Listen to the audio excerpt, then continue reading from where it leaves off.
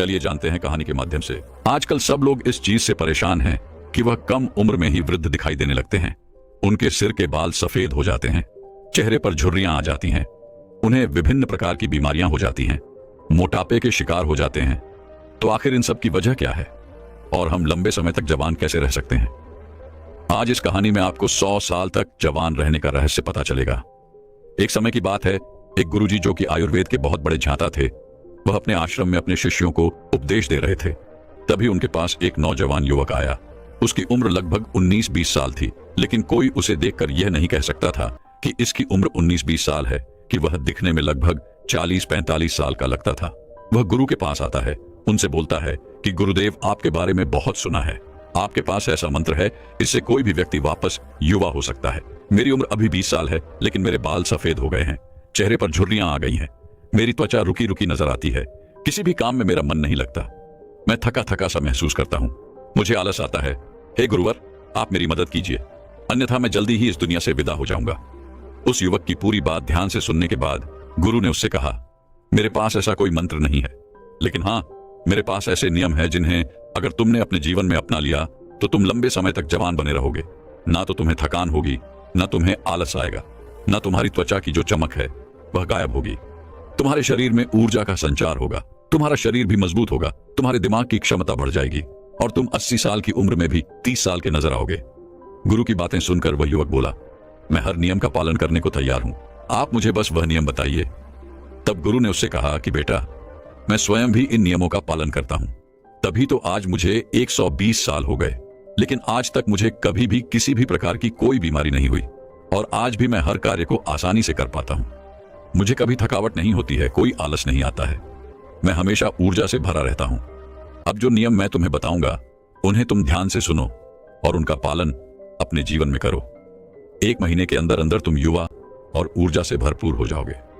फिर गुरु ने उस युवक को पहला नियम बताया और कहा कि बेटा, सबसे पहला काम तुम्हें यह करना है कि तुम्हें सुबह जल्दी ब्रह्म मुहूर्त में उठना है, यानी कि तुम्हें 4 से 5 बजे के लगभग उठ जाना है। तुमसे 4 बजे नहीं उठा जाता तो तुम 5 बजे उठ जाओ। ब्रह्म मुहूर्त में उठने से तुम्हें दिव्य शक्तियां प्रदान होगी। उस समय जो भी तुम उन शक्तियों से मांगोगे वह तुम्हें अपने जीवन में जरूर मिलेगा। उस समय उठने से तुम्हारी बुद्धि तीव्र होगी। तुमने देखा होगा कि जितने भी महात्मा थे, जितने भी संत थे, जितने भी मुनि हुए, वह सुबह जल्दी उठ जाते थे, तभी तो वह जो भी चाहते थे वह सब कर पाते थे। ब्रह्म मुहूर्त में एकदम शुद्ध हवा होती है, जो कि हमारे शरीर के लिए बहुत ही अच्छी होती है। जब वह हवा हमारे भीतर आती है तो हमारे हर एक अंग स्वस्थ कर देती है। दूसरा नियम जो तुम्हें ध्यान में रखना है वह यह है कि ब्रह्म मुहूर्त में उठने के बाद तुम्हें योग प्राणायाम करना है। योग और प्राणायाम तुम्हारे शरीर को मजबूत और तुम्हें स्वस्थ रखते हैं। योगा करने से तुम्हारा शरीर मजबूत होता है और प्राणायाम करने से तुम्हारा मन मजबूत होता है और मन प्रसन्न रहता है, और जिसका मन प्रसन्न रहता है उसका तन प्रसन्न रहता है और वह लंबे समय तक जवान बना रहता है। आपको लगभग 40 मिनट तक योगा करना है और लगभग 20 मिनट तक प्राणायाम करना है, यानी कि ध्यान करना है। ध्यान आपको सभी प्रकार की चिंता तनाव से मुक्त रखता है। जो व्यक्ति चिंता और तनाव से मुक्त हो गया तो समझो उसके जीवन में खुशियां ही खुशियां हैं। चिंता और तनाव व्यक्ति को कम उम्र में ही बूढ़ा कर देती है, इसीलिए सबसे पहले इससे दूर रहो। इसके बाद गुरु तीसरा नियम बताते हुए कहते हैं, योग और प्राणायाम करने के आधा घंटा बाद सूर्य देवता की धूप लो। ऐसा करने से आपके शरीर में एक भी शक्ति की कमी नहीं होगी। 80 साल की उम्र छूने के बाद भी तुम्हें कोई रोक नहीं पाएगा। यह जो सूर्य की धूप है यह हमारे लिए बहुत जरूरी है। अगर 3 दिन तक सूर्य निकले ही ना तो धरती मरना शुरू हो जाएगी। पेड़ पौधे, पशु पक्षी, जीव जंतु, हर एक चीज सूर्य की ताकत को पाते हैं। हम जो ऑक्सीजन ले रहे हैं वह भी सूर्य की वजह से ही ले रहे हैं। हम जो भोजन करते हैं वह भी सूर्य की वजह से ही कर पाते हैं। हमारी हड्डियों में जो जान है वह भी सूर्य की वजह से है। हमारा दिमाग जो बहुत तेजी से काम करता है वह भी सूर्य की वजह से ही करता है। इसीलिए बड़े बड़े संत महात्मा सुबह उठकर सूर्य नमस्कार करते हैं, पूजा करते हैं। पूरी धरती इसी से वरदान पा रही है। जैसे आप अपने मोबाइल को चार्ज करते हैं, सूर्य आपको चार्ज करता है, यहां से आपके शरीर में शक्ति आती है। लेकिन आजकल लोग धूप में जाना पसंद नहीं करते हैं। उनका कहना है कि हमारी त्वचा खराब हो जाएगी, हमारी त्वचा का रंग काला पड़ जाएगा। लेकिन सूर्य की वजह से ही हम सब हैं और हमारी खूबसूरती का जो राज है वह सूर्य ही है। सूर्य की वजह से यह दिमाग चलता है और आप इसी दिमाग से सोचते हैं। अगर माँ वसीयत बनाती ना तो हर ईंट को बराबर बांटती। चिराग और रोशनी में फर्क ना होता। बेटा और बेटी दोनों को। सूर्य की धूप हमारे लिए नुकसानदायक है, लेकिन परमात्मा ने पहले से ही उसके ऊपर फिल्टर लगा के भेजा है। जिस तरह की रोशनी की जरूरत आपको है, उसी तरह की किरणें आपको सूर्य से मिलती है। हमारे पूर्वज सूर्य स्नान को महत्व देते थे, इसीलिए रोजाना आधे घंटे सूर्य की धूप लेना शुरू कर दो। आपको बीमारियां कभी नहीं होगी और आप लंबे समय तक युवा बने रहेंगे। इसके बाद गुरु चौथा नियम बताते हुए कहते हैं, अच्छा और सात्विक भोजन करो और इच्छा से थोड़ा कम खाओ। हमें भोजन में ज्यादा से ज्यादा फल और सब्जियों का उपयोग करना चाहिए और कम मसालेदार चीजों का प्रयोग करना चाहिए, क्योंकि फल और सब्जियों को पचाने में मात्र 5 से 6 घंटे लगते हैं। वहीं अनाज को पचाने में 10 से 15 घंटे लग जाते हैं। लेकिन आजकल लोग जो हैं वह सात्विक भोजन खाना भूल गए हैं। उनको सात्विक खाना घास लगता है। वो जब देखो पिज्जा बर्गर खाते रहते हैं, चाउमीन, ऐसी चीजें खाते रहते हैं जो हमें नुकसान पहुंचाती है। उनको ठूस ठूस के खाते रहते हैं। जो चीज वाकई में घास फूस है उनको तो वह खा रहे हैं, और जो चीजें हमारे स्वास्थ्य के लिए लाभदायक हैं उनको वह छोड़ रहे हैं। आपको पता है पिज्जा बर्गर इनको पचाने में कितना समय लगता है? इनको पचाने में लगभग 8 से 10 घंटे का समय लगता है। और तो और कई बार हम लगातार इनको खाते ही रहते हैं, तो ये हमारे पेट में पच ही नहीं पाते हैं और फिर ये वहीं पर पड़े पड़े सड़ने लगते हैं। और जब यह सड़ने लगते हैं तो वहां पर बहुत सारे बैक्टीरिया उत्पन्न कर देते हैं और फिर वह बैक्टीरिया हमारे पूरे शरीर में जाते हैं। जहर थोड़ा सा ही हो, लेकिन थोड़ा सा जहर आपको मृत्यु की सैया पर ले जा सकता है। जब हम 10 लीटर दूध में कुछ बूंद दही की डाल देते हैं तो वह पूरा का पूरा दूध दही में परिवर्तन हो जाता है। जो दही में बैक्टीरिया थे वो पूरे 10 लीटर दूध में मिल जाते हैं और 10 लीटर दूध को दही में परिवर्तन कर देते हैं। वैसे ही थोड़ा सा खराब भोजन हमारे शरीर में फैल जाता है, जिससे आपको विभिन्न प्रकार की बीमारियां होती हैं और आप उम्र से पहले ही बूढ़े नजर आने लगते हैं। ज्यादा मसाला आहार खाना खाने से किसी भी प्रकार की कोई ऊर्जा नहीं मिलती है, बल्कि यह खाना हमारी ऊर्जा को व्यर्थ कर देता है। क्योंकि जब हम ऐसा खाना खाते हैं तो इस खाने को पचाने में हमारी पूरी ऊर्जा व्यर्थ हो जाती है और हमें आलस आने लगता है। शरीर थका थका सा लगने लगता है। इसीलिए जितना हो सके सात्विक भोजन करो, क्योंकि ऐसे भोजन में ऊर्जा होती है। इसे पचाने में आपके शरीर की ऊर्जा भी ज्यादा व्यर्थ नहीं होती है, जिस वजह से आप ऊर्जा से भरपूर रहते हैं। और आपको एक बात और ध्यान में रखनी है, आपको भोजन करने का समय निर्धारित करना है। अगर आप शाम को 8 बजे भोजन खाते हैं तो अगली सुबह आपको 10 बजे ही भोजन करना है। ऐसा नहीं कि आप थोड़ी थोड़ी देर बाद कुछ खाते पीते हैं। जब हम थोड़ी थोड़ी देर में कुछ खाते पीते रहते हैं तो हमारा पहले वाला भोजन तो पचता नहीं है और हम ऊपर से दूसरा डाल लेते हैं, जिससे फिर वह हमारे पेट में सड़ता रहता है, हमें किसी भी प्रकार का लाभ नहीं पहुंचाता है। और इस बारे में तो मैंने पहले ही बता दिया कि जो भोजन सड़ता है उसका क्या होता है। इसीलिए भोजन करने के समय में अंतराल रखें। इससे आपका भोजन अच्छे से पच जाएगा और पेट में सड़ेगा भी नहीं।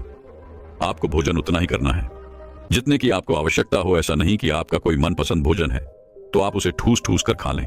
याद रखना बेटा, जितना कम खाओगे उतना लंबा खाओगे, यानी उतना लंबे समय तक खा पाओगे।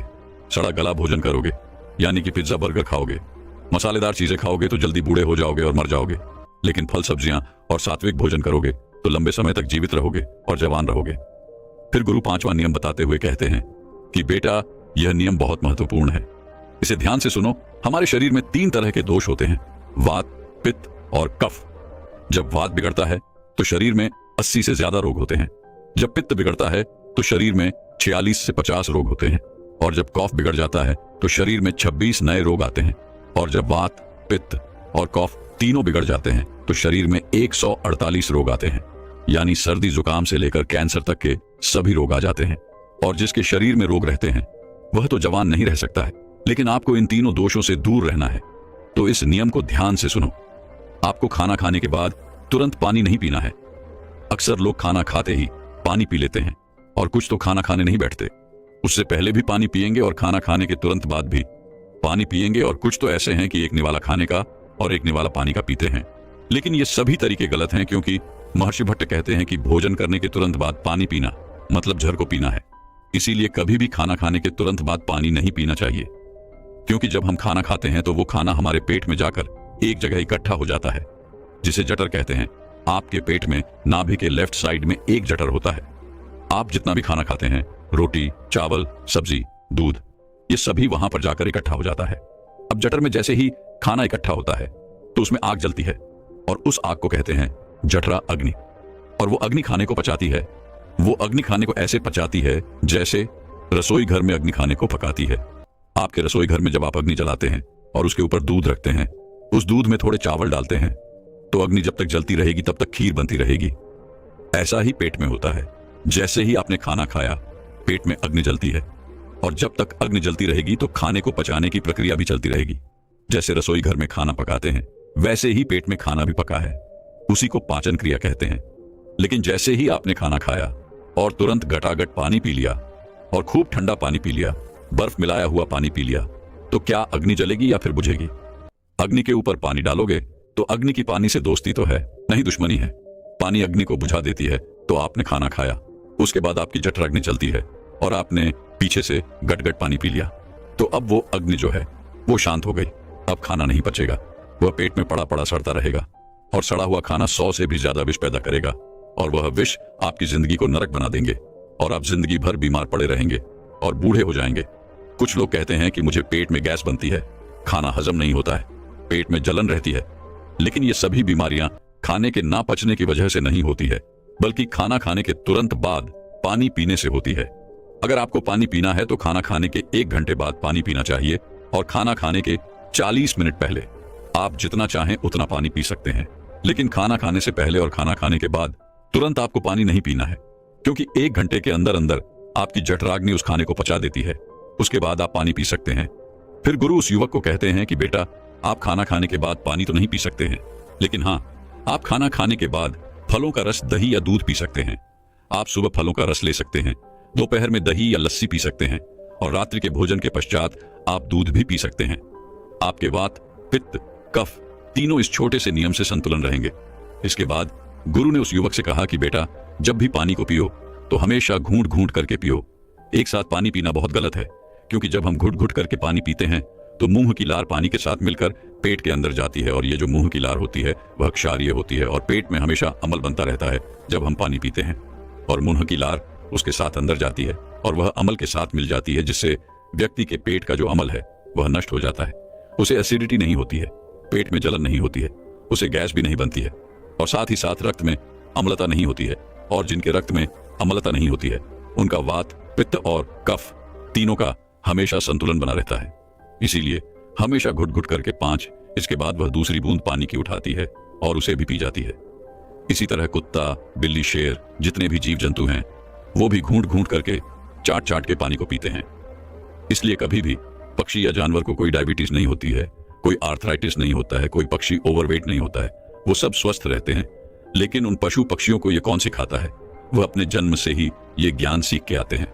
उनका कोई गुरु नहीं होता है, उनका कोई विद्यालय नहीं होता है, उनके कोई प्रशिक्षण शिविर नहीं है, फिर भी उन्हें इतनी अक्ल है कि वह पानी को घुट घुट करके पीते हैं। और हम मनुष्य, जिनके इतने गुरु हैं, इतने विद्यालय हैं, इतने शिक्षक हैं, सिखाने वाले हैं, और हम मूर्ख के मूर्ख हैं, घटाघट पानी को पीते रहते हैं। फिर गुरु उस युवक से कहते हैं कि चाहे कितनी भी प्यास क्यों न लगे, लेकिन कभी भी ठंडा पानी नहीं पीना चाहिए, क्योंकि हमारा पेट वो गर्म रहता है और जब हम ठंडा पानी पीते हैं तो हमारे पेट में झगड़ा शुरू हो जाता है। या तो पेट पानी को गर्म करें या फिर पानी पेट को ठंडा करें, और अगर पानी ने पेट को ठंडा कर दिया तो पेट के ठंडे होते ही आपका हृदय ठंडा हो जाएगा, हृदय के ठंडे होते ही मस्तिष्क ठंडा हो जाएगा, मस्तिष्क के ठंडे होते ही आदमी ठंडा, और आदमी के ठंडे होते ही राम नाम सत्य हो जाता है। अगर आपको ठंडा पानी पीना है तो आप मिट्टी के घड़े का ठंडा पानी पी सकते हैं। इसके बाद गुरु उस युवक को छठा नियम बताते हुए कहते हैं कि जीवन में हर तरीके के नशे से दूर रहो, चाहे फिर वह बीड़ी हो, सिगरेट हो, तंबाकू, शराब, ये सब चीजें आपके शरीर में जहर का काम करती हैं। ये आपके शरीर को अंदर से धीरे धीरे खोखला करती रहती है। जैसे दीमक एक पेड़ को अंदर से खोखला करती है। वो पेड़ बाहर से तो बहुत सुंदर दिखाई पड़ता है, लेकिन अंदर ही अंदर वो कमजोर हो जाता है। फिर एक दिन हवा के झोंके के साथ वह गिर जाता है। वैसे ये सारी चीजें वह हमें अंदर से कमजोर बनाती है और फिर एक दिन यह आपको समाप्त कर देती है। इसीलिए जितना हो सके नशीले चीजों से दूर रहो। फिर गुरु उस युवक को कहते हैं कि बेटा, वाओ, एक्सटीरियर पेंटिंग। हाँ, कौन सा पेंट? नया बिरला ओपस। अरे वो हर बार वाला लगाना था ना यार। नया बिरला ओपस पेंट तो दीवारों को कड़ी धूप और धूल से सालों साल बचाता है। अगर तुमने इन 6 नियमों का पालन 1 महीने तक भी कर लिया तो 1 महीने के अंदर ही तुम्हें तुम्हारे भीतर परिवर्तन दिखना शुरू हो जाएगा और कुछ ही दिनों में तुम स्वस्थ और जवान हो जाओगे और हमेशा जवान बने रहोगे। चेहरे की चमक आसानी से और सरल तरीके से कैसे बढ़ानी है, इस विषय पर दोस्तों अब अगली कहानी की शुरुआत करते हैं। एक बार एक नवयुवक एक गुरु के पास जाता है। वह गुरु आयुर्वेद के बहुत बड़े जाता थे। वह युवक उनके पास आकर रोने लगता है। उसने अपना चेहरा एक कपड़े से बांध रखा था। जब गुरु ने उसे रोते हुए देखा तो उससे पूछा कि बेटा क्या हुआ, तुम क्यों रो रहे हो और तुमने अपना चेहरा ऐसे क्यों बांध रखा है। तब उस युवक ने रोते हुए कहा, मैंने अपने आप को सुंदर दिखाने के लिए अपने चेहरे पर बहुत सारी चीजों का प्रयोग किया, लेकिन फिर भी मेरे चेहरे पर निखार नहीं आया, बल्कि मेरा चेहरा वह पहले से और भी ज्यादा खराब हो गया। अब तो मुझे खुद को ही अपना चेहरा बुरा लगता है। जिन जिन लोगों ने मुझे जो जो बताया मैंने वो सब कुछ करके देख लिया, लेकिन मेरे चेहरे की चमक वह बिल्कुल खत्म हो गई। चेहरे पर काले काले धब्बे हो गए, फोड़े निकल आए। गुरुदेव, मैंने आपके बारे में बहुत सुना है। आप मेरी समस्या का समाधान कीजिए और मुझे कुछ ऐसा उपाय बताइए जिससे मेरा चेहरा ठीक हो सके और उस पर चमक आ सके। युवक की बात सुनकर गुरु ने कहा कि बेटा, भगवान ने हमें जैसा रंग रूप दिया है वह हम सभी के लिए बहुत अच्छा है। तुमने अधिक सुंदर दिखने के चक्कर में अपने चेहरे को बिगाड़ लिया है, जबकि सुंदरता तो अपने आप में झलकती है। फिर गुरु उसे कहते हैं कि बेटा, अब जो मैं तुम्हें बताऊंगा तुम उन नियमों का पालन करना। और आज मैं तुम्हें 2 ऐसे फेस पैक के बारे में बताऊंगा जिसे अगर तुम अपने चेहरे पर लगाओगे तो तुम्हें 1 दिन में ही उसका असर नजर आएगा। 7 दिन में तुम्हारा चेहरा बिल्कुल ठीक हो जाएगा और तुम्हारे चेहरे पर एक अलग ही निखार आएगा।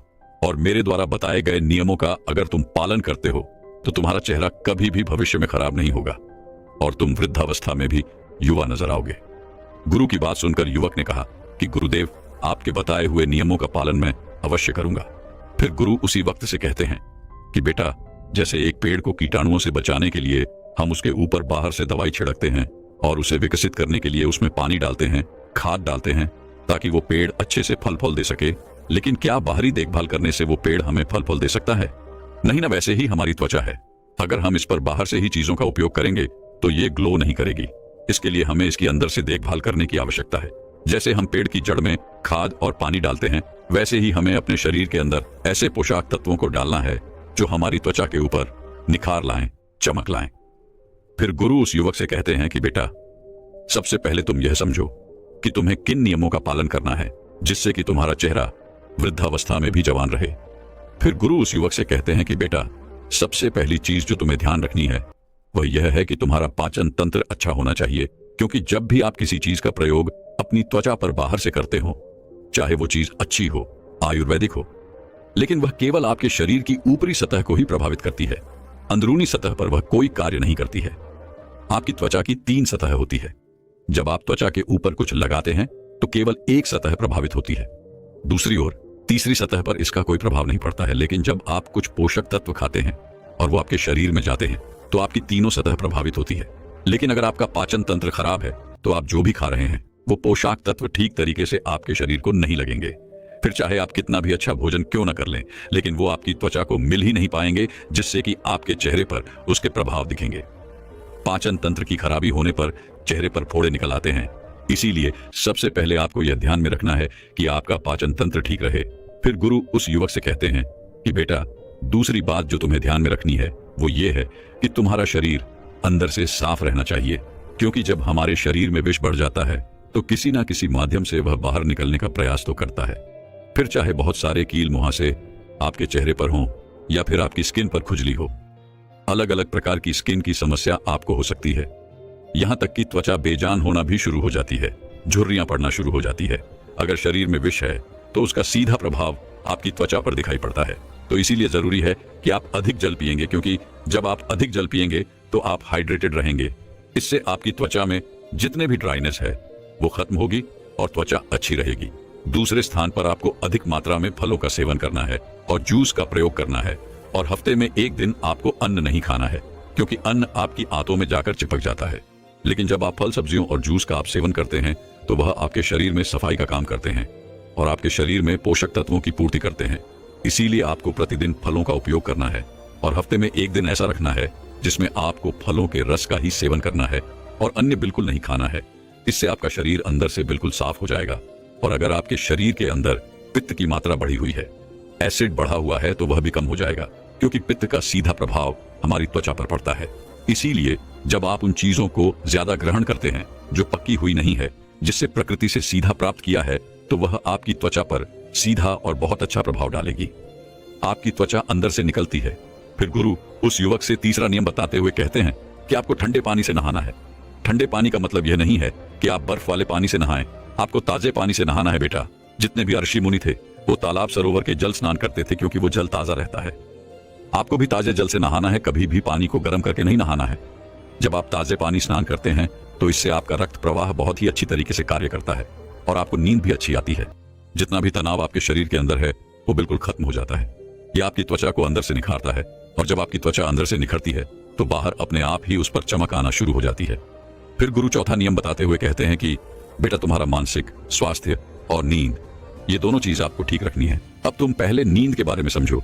अगर आप एक दिन भी ठीक से नहीं सोते हैं तो दूसरे दिन आपका चेहरा वह उतरा नजर आता है, और आप कुछ दिन नहीं सोते हैं तो आपके चेहरे पर डार्क सर्कल होना शुरू हो जाते हैं। चेहरा बेजान सा हो जाएगा, त्वचा रुकी लगेगी, क्योंकि नींद का सीधा प्रभाव आपके चेहरे पर आपकी त्वचा पर पड़ता है। इसीलिए आपको नींद अच्छी तरीके से लेनी है। आपको फोन का प्रयोग कम से कम करना है। सोने के 1 घंटे पहले फोन को साइड में रख देना है। नींद को अच्छा करने के लिए आप आयुर्वेदिक औषधि का आश्वासन ले सकते हैं जो आपकी नींद को अच्छा करती है। आपकी चिंता आपके तनाव स्तर को कम करती है। अश्वगंधा का प्रयोग आपको सोने के 1 घंटे पहले करना है। आपको 1 चम्मच की मात्रा में इसका प्रयोग करना है। फिर गुरु उस युवक को 5 माध्यम बताते हुए कहते हैं कि बेटा यह नियम बहुत जरूरी है। आप चाहे कितना भी व्यायाम कर लो, आप चाहे कितना भी अच्छा भोजन क्यों ना कर लो, आप कुछ भी कर लो, लेकिन अगर आपने ब्रह्मचर्य का पालन नहीं किया तो आपको अनेक समस्या होगी। आपका शरीर दुर्लभ हो जाएगा, आपकी ऊर्जा नष्ट हो जाएगी, चेहरे की चमक चली जाएगी, मानसिक स्थिति खराब हो जाएगी और आपका आचरण गलत हो जाएगा। जीवन में अनेक समस्याएं आ जाएंगी।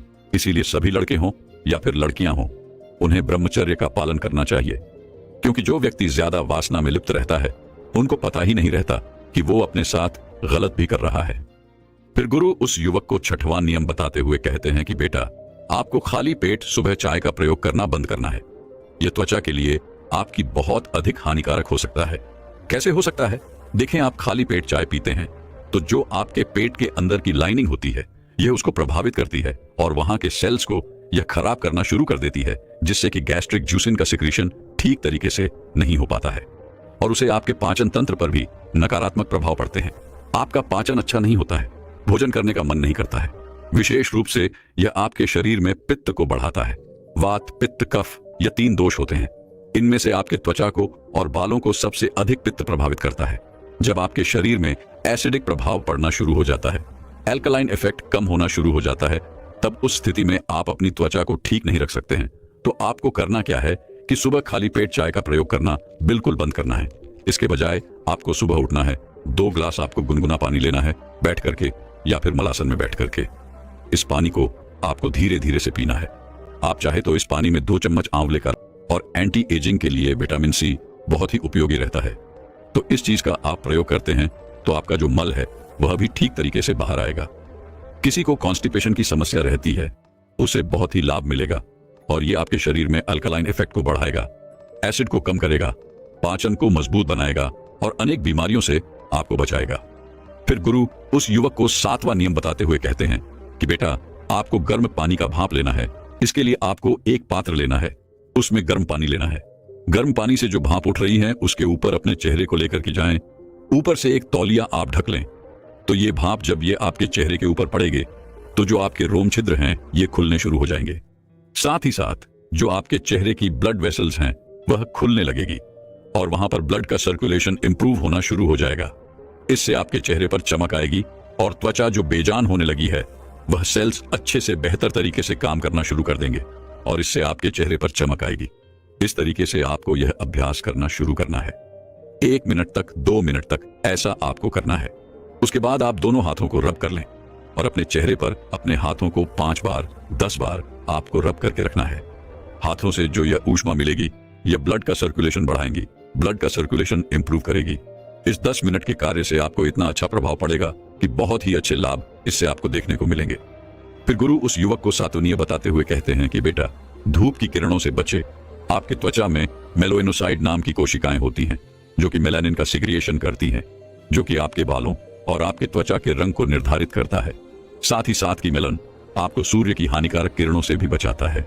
जब आप तेज सूर्य की किरणों में जाते हैं और सीधा सूर्य की किरणों आपके चेहरे पर पड़ती है, विशेष रूप से 10 बजे से लेकर के 2 बजे तक जो समय होता है, इसकी जो किरणें होती हैं जब आपके त्वचा के ऊपर पड़ती है तो यह आपकी त्वचा को खराब करती है। अब त्वचा को बचाने के लिए मेलानिन की स्थिति बढ़ती है। ये आपकी त्वचा को प्रोटेक्ट करता है और आपका रंग सांवला होना शुरू हो जाता है। साथ ही साथ सामने ढंग से समस्या नहीं है।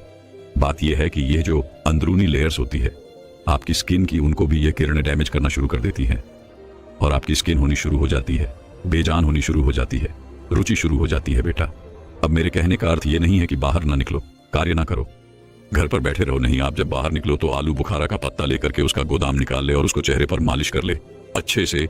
इससे आपके चेहरे पर एक प्रोटेक्शन लेयर चढ़ जाएगी और जो ये लेयर आपके चेहरे के ऊपर चढ़ेगी ये आपको सूर्य की हानिकारक किरणों से बचाएंगी और यह बहुत ही ज्यादा उपयोगी है।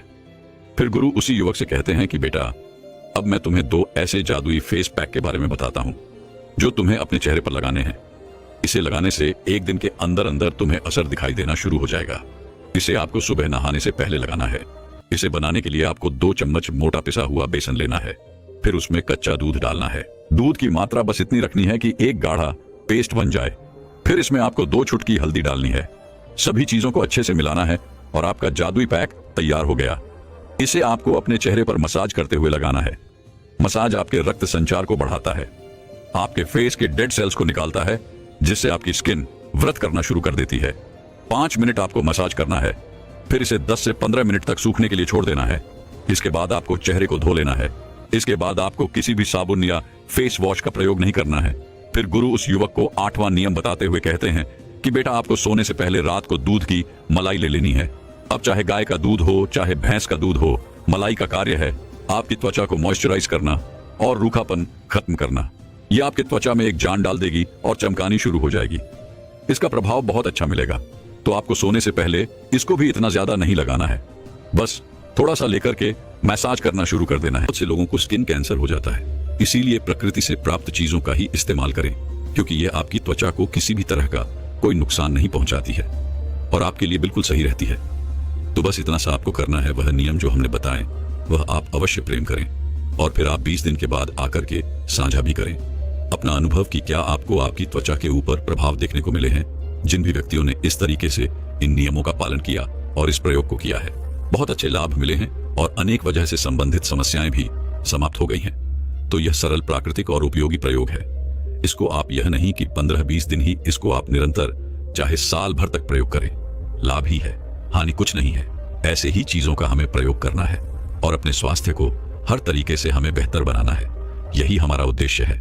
दोस्तों, मैं उम्मीद करता हूं कि यह कहानी सुनने से आपके जीवन में अच्छे बदलाव आए होंगे। आपको इस वीडियो से क्या सीखने मिला ये कमेंट करके जरूर बताएं और अपने परिवार, मौत, सिंगल दोस्त या आपके करीब इंसान के साथ ये कहानी शेयर करके उन्हें भी इस ज्ञान से परिचित करवाएं। बाकी अगर आपको ये वीडियो दिल से अच्छी लगी हो तो ही इस वीडियो को लाइक कर देना और आपने अब तक इस चैनल को सब्सक्राइब न किया हो तो चैनल को सब्सक्राइब भी जरूर कर देना। आपका हर दिन शुभ हो।